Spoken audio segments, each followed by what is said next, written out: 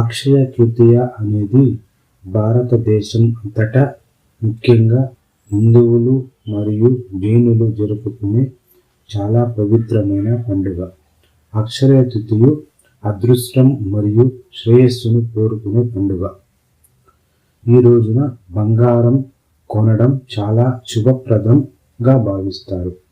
వివాహాలు, ప్రయాణాలు, కొత్త వ్యాపారాలు, గృహ నిర్మాణాల పనులు ఈ రోజున ప్రారంభమవుతాయి.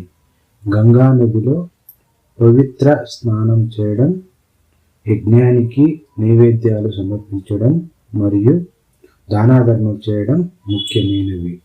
ఈ రోజున జైనులు చెరుకు రసం తాగి ఉపవాసం ముగించుకుంటారు.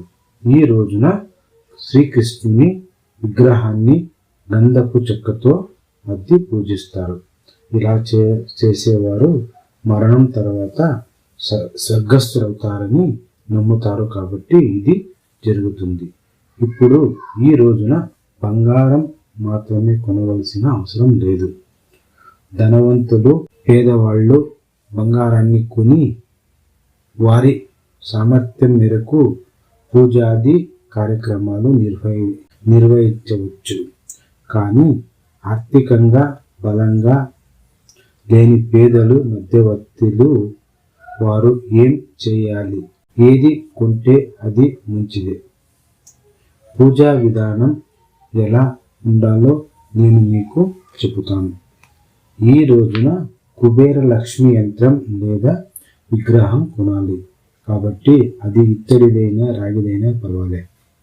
అది మీ కుడి చేతి అరచేతిలో సరిపోయేంత పెద్దగా ఉండాలి. అది యంత్రమైన ఒక చిన్న యంత్రాన్ని కొనండి. 250 గ్రాముల బియ్యం కొని నీటిలో కడిగి బియ్యం మధ్యలో యంత్రం లేదా విగ్రహాన్ని ఉంచండి. తరువాత ఆ రోజున నెయ్యి దీపం వెలిగించండి. దేవుని ఫోటోను లేదా దేవుని విగ్రహాన్ని లేదా దేవుని ఇంటిని ఎర్ర పుష్పాలతో అలంకరించండి. 2 దీపాలను వెలిగించండి. ఆ దీపాల్లో ఒక ఏలక్కులో 3 బియ్యం గింజలు వేయండి. తర్వాత బియ్యంలో పొదిగిన విగ్రహం లేదా యంత్రాన్ని బయటకు తీసి పసుపు, కుంకుమ, గంధం పొడిని పోయండి. అలా అయితే దానిని మీ ఛాతీ మధ్యలో అప్లై చేయండి.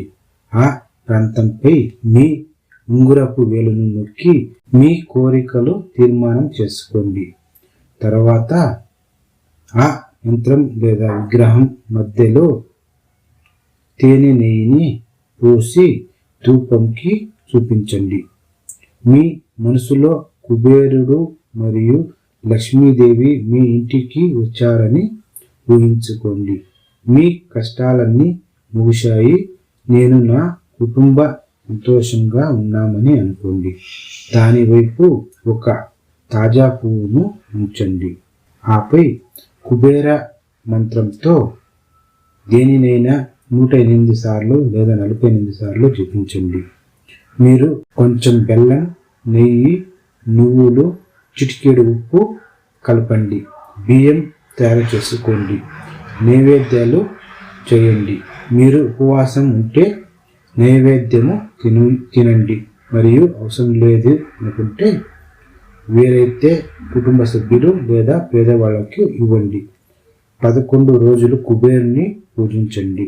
108 సార్లు లేదా 48 సార్లు జపించండి మరియు మానస పూజ చేయండి.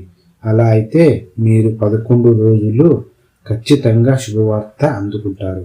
మీ కోరికలన్నీ నెరవేరుతాయి. ఇది 100% జరుగుతుంది. ఈ రోజున శుభ సమయములు ఏమిటంటే సూర్యోదయం ఉదయం 6 గంటలకు మరియు సూర్యాస్తం సాయంత్రం 6:50 3వ తిథి సాయంత్రం ప్రారంభం ఏప్రిల్ 29 సాయంత్రం నుంచి ఏప్రిల్ 30వ తేదీ మధ్యాహ్నం 2 గంటల వరకు అక్షయ తృతీయ పూజ ముహూర్తం సమయం. ఏప్రిల్ 30వ తేదీన ఉదయం 6 గంటల నుండి మధ్యాహ్నం 12:30 దాకా ఉంటుంది.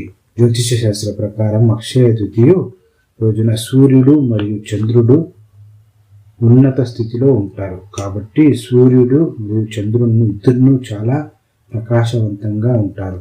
శుక్రగ్రహం కూడా దాని ప్రశాంతమైన స్థితిలో ఉంటుంది. ఈ రోజున ప్రపంచంలోని అన్ని శక్తులు ఒకే వరుసలో కలిసి సమాంతరంగా కనిపిస్తాయని నమ్ముతారు.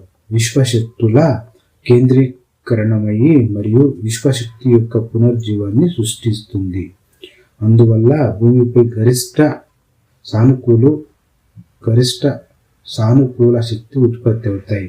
దీని కారణంగా ఈ రోజున భూమిపై విద్యుత్ అయస్కాంతం శక్తి రెండింతలు ఎక్కువగా వ్యాపిస్తుంది.